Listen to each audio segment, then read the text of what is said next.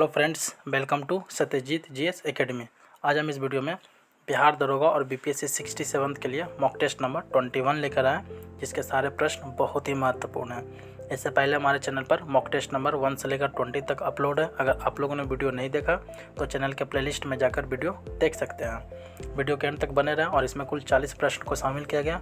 और लास्ट में अपना स्कोर कमेंट जरूर करें कि 40 प्रश्नों में आपके कितने प्रश्न सही हुए। तो आइए वीडियो की शुरुआत करते हैं। अशोक को बौद्ध धर्म में दीक्षित किसने किया था? अशोक को बौद्ध धर्म में दीक्षित किसने किया था? तो अशोक को बौद्ध धर्म में दीक्षित ऑप्शन सी सही होगा, उपगुप्त ने किया था। ऑप्शन सी सही है, उपगुप्त ने किया था। अशोक जो कि मौर्य वंश का शासक था और ये इसके पिताजी का नाम बिंदुसार था। ये बिंदुसार का बेटा था।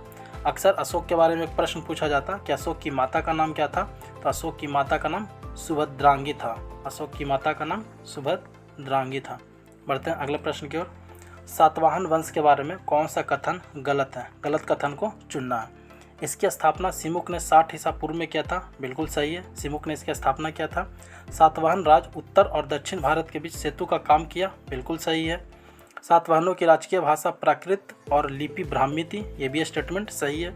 ब्राह्मणों को भूमि अनुदान देने की प्रथा को बंद सातवाहन शासकों ने किया था। ये गलत है, जबकि सही ये होगा कि ब्राह्मणों को भूमि अनुदान देने की प्रथा की शुरुआत सर्वप्रथम किसने किया था? सातवाहन शासकों ने किया था। शुरुआत ही सर्वप्रथम किसने किया था? सातवाहन शासकों ने। तो ऑप्शन डी आपका सही हो जाएगा। बढ़ते हैं आगे। कार्ले का चैत्य, अजंता एवं एलोरा की गुफाओं का निर्माण किस वंश के शासकों ने किया था? तो ये तीनों गुफाओं का निर्माण किस वंश के शासकों ने किया था? तो ये सातवाहन वंश के शासकों ने किया था। ऑप्शन ए सही हो जाएगा, सातवाहन वंश के शासकों ने, जिसकी स्थापना सिमुक ने 60 ईसा पूर्व में किया था। शुंग वंश की बात करें तो शुंग वंश की स्थापना पुष्यमित्र शुंग करते हैं। कुषाण वंश की स्थापना कुजुल कटफिसेस करते हैं, जबकि गुप्त वंश की स्थापना श्रीगुप्त करते हैं, श्रीगुप्त। बढ़ते हैं नेक्स्ट प्रश्न की ओर। भारत में सबसे पहले सोने के सिक्के किसने जारी किए? भारत में सबसे पहले सोने के सिक्के किसने जारी किए? तो सबसे पहले सोना का सिक्का हिंद यूनानियों ने जारी किया था। ऑप्शन ए सही होगा, हिंद यूनानियों ने। ऑप्शन ए सही होगा।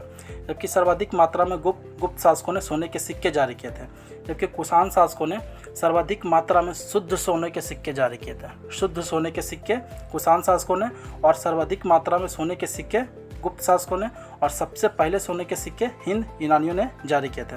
सातवाहन शासकों की बात करें तो इसने शीशे का सिक्का चलाया था। शीशे का सिक्का सर्वप्रथम किसने चलाया था? सातवाहन शासकों ने। बढ़ते हैं अगले प्रश्न की ओर। बहमनी साम्राज्य की राजभाषा क्या थी?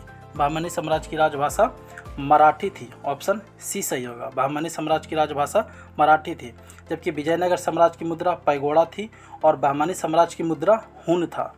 बहमनी साम्राज्य की मुद्रा हून और विजयनगर साम्राज्य की मुद्रा पैगोड़ा था।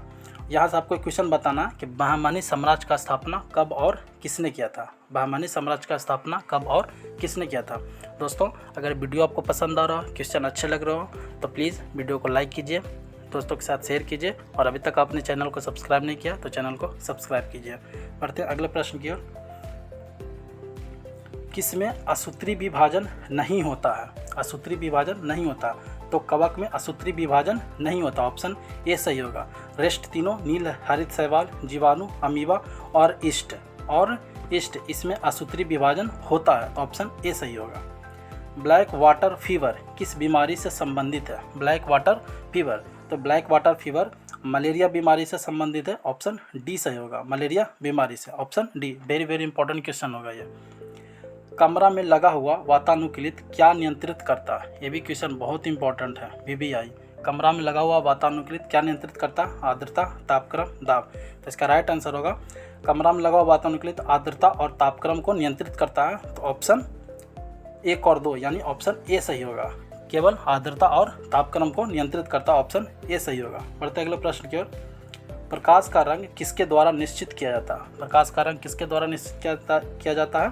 तो ये तरंगदैर्घ्य के द्वारा निश्चित किया जाता है। ऑप्शन बी सही होगा, प्रकाश का रंग तरंगदैर्घ्य द्वारा निश्चित किया जाता है। जबकि प्रकाश के वेग को सर्वप्रथम रोमर ने मापा था। प्रकाश के वेग को सर्वप्रथम रोमर ने मापा था। बढ़ते हैं आगे। जीवाणु की साधारण आकृति कैसी होती है? जीवाणु की साधारण आकृति छड़ रूपी होती है। ऑप्शन सी सही होगा, छड़ रूपी। Option C. बढ़ते हैं आगे। टिबिया नामक हड्डी किसमें पाई जाती है? टिबिया नामक हड्डी टांग में पाई जाती है। टिबिया नामक हड्डी टांग में पाई जाती है। टिबिया टांग, ऑप्शन डी सही होगा, ऑप्शन डी सही होगा। बढ़ते अगले प्रश्न की ओर। ऊष्मागतिकी का प्रथम नियम किसको बताता है? ऊष्मागतिकी का प्रथम नियम ऊर्जा संरक्षण को बताता है, तो ऑप्शन ए सही होगा। ऊष्मागतिकी का प्रथम नियम ऊष्मा संरक्षण को बताता है। बढ़ते अगले प्रश्न की ओर। विश्व का सर्वाधिक अंगूर तथा जैतून उत्पादक देश कौन है? किस देश में सर्वाधिक अंगूर और जैतून का उत्पादन होता है? तो वो इटली देश है, इटली, ऑप्शन बी सही होगा, इटली देश के। बढ़ते हैं आगे। काकेशस राज्य में कौन शामिल नहीं है? काकेकस राज्य में कौन शामिल नहीं है? तो इसमें वेनेजुएला शामिल नहीं है, ऑप्शन ए सही होगा। जबकि शेष जॉर्जिया, आर्मेनिया, अजरबैजान ये तीनों शामिल है और वेनेजुएला इसमें शामिल नहीं है, तो ऑप्शन ए सही हो जाएगा, ऑप्शन ए। बढ़ते हैं अगले प्रश्न की ओर। माउंट कुक किस देश का सर्वोच्च चोटी है जिसकी ऊंचाई 1754 मीटर है? जिसकी ऊंचाई 1754 मीटर है। तो माउंट कुक न्यूजीलैंड का सर्वोच्च ऊंचाई वाला चोटी है, ऑप्शन डी सही होगा, न्यूजीलैंड। बढ़ते हैं अगले प्रश्न की ओर। अलकनंदा और पिंडार के संगम को क्या कहते हैं? अलकनंदा और पिंडार के संगम को क्या कहा जाता है? तो अलकनंदा और पिंडार के संगम को कर्णप्रयाग कहा जाता है, ऑप्शन बी सही होगा। देखिए, याद करने का इसका बड़ा अच्छा ट्रिक है। पिंडारों बहुत ही मजबूत थे, बहुत ही शक्तिशाली थे, और कर्ण जो महाभारत में था वो भी शक्तिशाली था। तो अलकनंदा और पिंडार मिलेगा तो कर्णप्रयाग बनेगा, अलकनंदा और पिंडार मिलेगा तो कर्णप्रयाग। जबकि देवप्रयाग की बात करें तो भागीरथी और अलकनंदा मिलता है तो देवप्रयाग बनता है। जबकि विष्णु प्रयाग की बात करें तो धौली गंगा और विष्णु गंगा जब मिलता है तो विष्णु प्रयाग बनता है। और रुद्र प्रयाग की बात करें तो अलकनंदा और मंदाकिनी जब मिलता है तो रुद्र प्रयाग बनता है। चारों इंपॉर्टेंट है। बढ़ते हैं अगले प्रश्न की ओर। निम्न में कौन सा सही है? यहाँ पे सही को चुनना है। मानसबल झील असम गलत है। मानसबल झील असम में नहीं बल्कि जम्मू और कश्मीर में है। पुलकट झील उड़ीसा, ये भी गलती है। पुलकट झील उड़ीसा में नहीं बल्कि आंध्र प्रदेश और तमिलनाडु की सीमा पर है। फतेह सागर झील राजस्थान, ये सही है, फतेह सागर झील राजस्थान में। और डिडवाना झील सिक्किम में नहीं, ये भी राजस्थान में है। तो ऑप्शन सी सही हो जाएगा, फतेह सागर झील। अगर आप लोगों ने झील वाला वीडियो मेरा नहीं देखा है तो प्लेलिस्ट के चैनल में जाकर आप झील का वीडियो देख सकते हो। उसमें कुल 50 झील के बारे में बताया गया है। बढ़ते अगले प्रश्न की ओर। गोकक जलप्रपात किस राज्य में स्थित है? गोकक जलप्रपात, तो गोकक जलप्रपात गोकक नदी पर ही कर्नाटक में स्थित है, ऑप्शन बी सही होगा, गोकक नदी पर ही कर्नाटक में स्थित है। मुंबई हाई की खोज कब किया गया था? मुंबई हाई जहां से तेल निकाला जाता है तो इसकी खोज 1973 में किया गया था, ऑप्शन बी सही होगा, 1973 में। जबकि यहाँ से तेल निकालने का काम 1976 में शुरू किया गया था ONGC के द्वारा, ONGC। बढ़ते हैं आगे। प्रायद्वीपीय भारत में सिंचाई का प्रमुख साधन क्या है? प्रायद्वीपीय भारत में जो सिंचाई किया जाता है तो उसका प्रमुख साधन तालाब है। और तालाबों से सबसे ज़्यादा सिंचाई जो होता है तमिलनाडु में। याद करने का शॉर्ट ट्रिक, तालाब तमिलनाडु। तो यहाँ पे ऑप्शन ए सही हो जाएगा, ऑप्शन ए सही हो जाएगा। केंद्रीय रेशम अनुसंधान केंद्र कहाँ स्थित है? केंद्रीय रेशम अनुसंधान केंद्र मैसूर में स्थित है, ऑप्शन डी सही होगा, मैसूर में स्थित है, ऑप्शन डी सही होगा। राजमुंद्री की बात करें तो यहाँ पे केंद्रीय तंबाकू अनुसंधान केंद्र स्थित है। जोरहट की बात करें तो यहाँ पे राष्ट्रीय चाय अनुसंधान केंद्र स्थित है। जबकि नागपुर की बात करें तो यहाँ पे केंद्रीय कपास अनुसंधान केंद्र स्थित है। चारों इंपॉर्टेंट है, ध्यान रखिएगा। बढ़ते हैं अगले प्रश्न की ओर। किस अनुच्छेद में कृषि एवं पशुपालन के संगठन का उल्लेख है? कृषि एवं पशुपालन के संगठन का उल्लेख है, तो ऑप्शन ए सही हो जाएगा, अनुच्छेद नंबर 48। अनुच्छेद नंबर 48 में कृषि एवं पशुपालन के संगठन का उल्लेख है। जबकि 40 की बात करें तो इसमें ग्राम पंचायत के गठन का उल्लेख है, ग्राम पंचायत के गठन। और 41 कुछ दशाओं में काम पाने का अधिकार है, कुछ दशाओं में काम पाने का अधिकार है। यहाँ से आपको क्वेश्चन एक दिया जा रहा है जिसका कमेंट करके बताना है कि अनुच्छेद 48 के क में क्या है, अनुच्छेद 48 के क में क्या है। बढ़ते अगले प्रश्न की ओर। राष्ट्रपति की रिक्ति को कितने माह के अंदर भरना होता है? राष्ट्रपति की रिक्ति को 6 माह के अंदर भरना आवश्यक होता है, 6 माह के अंदर। जब भी राष्ट्रपति का पद खाली हो तो 6 माह के अंदर इनके पद को भरना आवश्यक होता है। बढ़ते हैं आगे। राष्ट्रपति पद के उम्मीदवार के लिए निर्वाचक मंडल के कितने सदस्य, प्रस्तावक और अनुमोदक होता है? राष्ट्रपति का जो चुनाव होता है जिसमें निर्वाचक मंडल के द्वारा, तो उसमें कितने प्रस्तावक और अनुमोदक होता है? तो उसमें 50 प्रस्तावक और 50 अनुमोदक होता है। 50 प्रस्तावक और 50 अनुमोदक, ऑप्शन डी सही हो जाएगा, ऑप्शन डी सही हो जाएगा। जबकि 250 की बात करें तो 250 राज्यसभा के सदस्यों की संख्या होती है और 545 लोकसभा के सदस्यों की संख्या होती है। बढ़ते हैं अगले प्रश्न की ओर।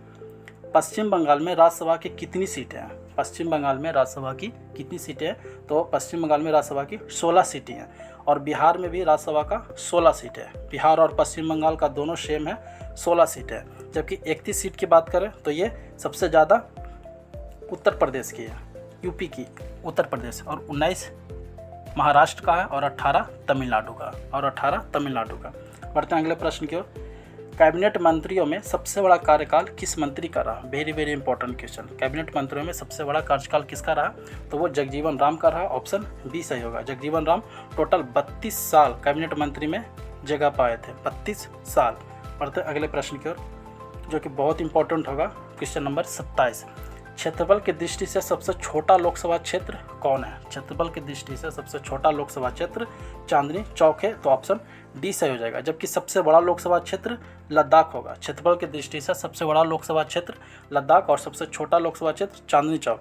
जबकि मतदाता की दृष्टि से सबसे बड़ा लोकसभा क्षेत्र बाहरी दिल्ली होगा और मतदाता की दृष्टि से सबसे छोटा लोकसभा क्षेत्र लक्षद्वीप होगा। सबसे बड़ा मतदाता की दृष्टि से बाहरी दिल्ली और सबसे छोटा जो मतदाता की दृष्टि से होगा वो लक्षद्वीप होगा। तो चारों का चारों इंपॉर्टेंट है, ये ध्यान रखिएगा। बढ़ते हैं अगले प्रश्न की ओर। निम्न में गलत कथन को चुनें। गलत कथन को चुनना। राष्ट्रपति वर्ष में कम से कम 2 बार राज्यसभा के अधिवेशन का आहूत करते हैं, बिल्कुल सही है। और 2 बार के जो राज्यसभा का अधिवेशन होता है उसमें 6 महीना का गैप होता है, 6 मंथ का, 6 महीना से ज़्यादा का गैप नहीं हो सकता है। मंत्रिपरिषद राज्यसभा के प्रति उत्तरदायी होते हैं, बिल्कुल गलत है। मंत्रिपरिषद राज्यसभा के प्रति नहीं बल्कि लोकसभा के प्रति उत्तरदायी होते हैं, तो ऑप्शन बी सही हो जाएगा। ऑप्शन बी से सही है कि अंडमान निकोबार द्वीप समूह, लक्षद्वीप और चंडीगढ़ में राज्यसभा से कोई भी प्रतिनिधित्व नहीं है, ये भी सही है। और राज्यसभा की पहली बार गठन 3 अप्रैल 1952 को किया गया था, ये भी सही है। जबकि इसकी प्रथम अधिवेशन, राज्यसभा का प्रथम अधिवेशन 13 मई 1952 को हुआ था। 13 मई 1952 को गठन हुआ था 3 अप्रैल 1952 को और इसका प्रथम अधिवेशन हुआ था 13 मई 1952 को। पढ़ते हैं अगले प्रश्न की ओर। कोलकाता, मुंबई, मद्रास में उच्च न्यायालय की स्थापना कब हुआ था? हाई कोर्ट की स्थापना तीनों जगह यानी कोलकाता, मुंबई और मद्रास में कब हुआ था? तो ये 1862 को हुआ था। ऑप्शन डी सही हो जाएगा। 1862 को। 1916 की बात करें तो बहुत बार पूछा गया कि पटना हाई कोर्ट का स्थापना कब हुआ था, तो 1916 ईस्वी में। जबकि 1966 ईस्वी में दिल्ली हाई कोर्ट का स्थापना हुआ था। 1966 ईस्वी में दिल्ली हाई कोर्ट का स्थापना हुआ था। बढ़ते हैं अगले प्रश्न की ओर। किस राज्य के विधान परिषद में सर्वाधिक सदस्य? 6 राज्यों में विधान परिषद है और वो है महाराष्ट्र, कर्नाटक, आंध्र प्रदेश, तमिलनाडु, बिहार और उत्तर प्रदेश। तो किस राज्य के विधान परिषद में सर्वाधिक सदस्य है? तो जाहिर सी बात है उत्तर प्रदेश के विधानसभा में सर्वाधिक सदस्य और वो है 99। जबकि महाराष्ट्र की बात करें तो महाराष्ट्र में है 78 और बिहार और कर्नाटक दोनों में है 75। बिहार और कर्नाटक में है 75। बढ़ते हैं अगले प्रश्न की ओर। कांग्रेस का कौन सा अधिवेशन है जो पहली बार गांव में आयोजित किया गया था? तो वो था फैजपुर अधिवेशन 1937 ईस्वी में। फैजपुर अधिवेशन 1937 ईस्वी में और इसकी अध्यक्षता जवाहरलाल नेहरू ने किया था। जबकि हरिपुरा अधिवेशन की बात करें तो ये 1938 में हुआ था और इसकी अध्यक्षता सुभाष चंद्र बोस ने किए थे। और त्रिपुरी अधिवेशन की अध्यक्षता 1939 में सुभाष चंद्र बोस जी द्वारा किया गया था, बढ़ते अगले प्रश्न की ओर। इंडियन मिरर और नेशनल पेपर समाचार पत्र के संस्थापक कौन है? दोनों इंपॉर्टेंट है। इंडियन मिरर और नेशनल पेपर, और दोनों के संस्थापक हैं द्वारकानाथ टैगोर। इंडियन मिरर की बात करें तो ये 1862 में हुआ था और नेशनल पेपर की बात करें तो 1865 में और दोनों के संस्थापक हैं द्वारकानाथ टैगोर। बढ़ते हैं अगले प्रश्न की ओर। भारत में सर्वप्रथम प्रेस की स्थापना कब किया गया था? तो ये 1550 में किया गया था। ऑप्शन डी सही होगा, 1550 में। जबकि प्रथम बार कोई जो न्यूज़पेपर है छपा था वो 1557 ईस्वी में। 1600 में बात करें तो 1600 में ईस्ट इंडिया कंपनी का स्थापना हुआ था और उसमें भारत का मुगल बादशाह अकबर था। जबकि 1605 ईस्वी में अकबर की मृत्यु होती है। जिसका राइट आंसर हो जाएगा ऑप्शन डी 1550 में।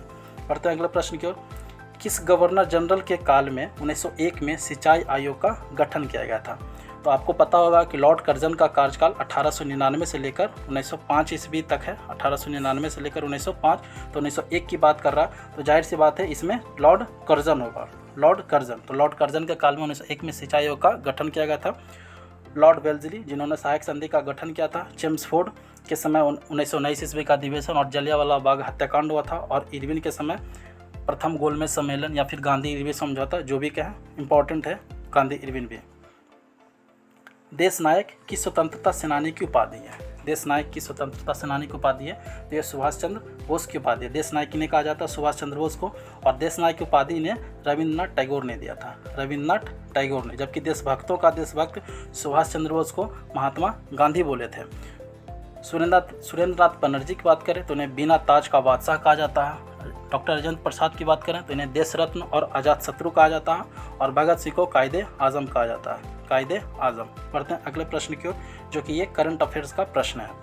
मुख्यमंत्री कोविड उपचार योजना किस राज्य ने शुरू किया? मुख्यमंत्री कोविड उपचार योजना मध्य प्रदेश ने शुरू किया। ऑप्शन सी सही होगा, मध्य प्रदेश ने। द स्टार्टअप वाइफ किसकी पुस्तक है? वेरी वेरी इंपॉर्टेंट क्वेश्चन होगा ये आने वाले एग्जाम के लिए। द स्टार्टअप वाइफ किसकी पुस्तक है? तो ये तमीमा अमान की पुस्तक है। ऑप्शन डी सही होगा, तमीमा अमान की। बढ़ते हैं अगले प्रश्न की ओर। किस देश में 3 जून को राष्ट्रीय टेनिस दिवस मनाने का फैसला किया है? तो कौन सा देश किया? तो स्पेन किया। ऑप्शन ए सही होगा, स्पेन देश 3 जून को राष्ट्रीय टेनिस दिवस मनाएगा। बढ़ते हैं अगले प्रश्न की ओर। देश की पहली पॉड टैक्सी कहाँ चलाई जाएगी? ये भी इंपॉर्टेंट होगा, वे भी आगे आने वाले एग्जाम के लिए। तो देश की पहली पॉड टैक्सी नोएडा में चलाया जाएगा। ऑप्शन ए सही होगा, ऑप्शन ए सही होगा। बढ़ते हैं अगले प्रश्न की ओर, जो कि आज का हमारा आखिरी प्रश्न है। तो दुनिया का सबसे बड़ा तैरता सोलर पैनल फॉर्म का अनावरण कहाँ किया गया? तो दुनिया का सबसे बड़ा तैरता सोलर पैनल फॉर्म का अनावरण सिंगापुर में किया गया। ऑप्शन डी सही होगा, सिंगापुर में किया गया। ऑप्शन डी सही। तो दोस्तों ये 40 प्रश्न का क्वेश्चन यहीं समाप्त होता है। आशा करते हैं प्रश्न आपको अच्छा लगा होगा। आप लोग ये बताएं कि 40 प्रश्नों में आपका स्कोर कितना रहा, 40 प्रश्नों में आप कितने क्वेश्चन आपका सही हुआ। और ये क्विज का प्रश्न है जिसका जवाब आपको कमेंट में देना है। देश में पहली बार किस राज्य में मोंक फ्रूट की खेती शुरू की गई? किस राज्य में मोंक फ्रूट की खेती शुरू की गई है? इसका जवाब आपको कमेंट में देना। वीडियो यहीं समाप्त होता है। आशा करते हैं वीडियो आपको पसंद आया होगा। पसंद आया है तो अपने दोस्तों के साथ शेयर कीजिए, वीडियो को लाइक कीजिए। और अभी तक आपने हमारे चैनल को सब्सक्राइब नहीं किया तो चैनल को सब्सक्राइब कीजिए, बेल आइकन को प्रेस कीजिए। तब तक के लिए जय हिंद, जय भारत।